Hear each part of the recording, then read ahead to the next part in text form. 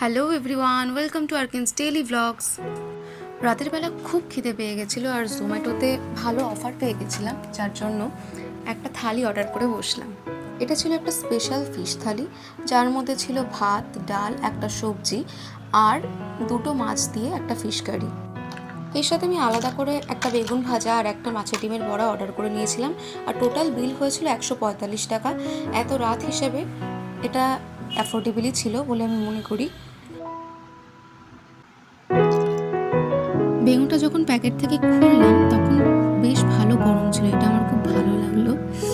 তো এখানে আমি আমার থালি সাজিয়ে নিয়েছি আর প্রথমে ট্রাই করে নিয়েছি মাছের ডিমের বড়াটা। এটা প্রথমে যখন মুখে দিয়েছিলাম আমার ঠিকঠাক লেগেছিল, খারাপ লাগেনি, বাট কিছুক্ষণ পর আফটার টেস্টটা অতটা ভালো লাগেনি।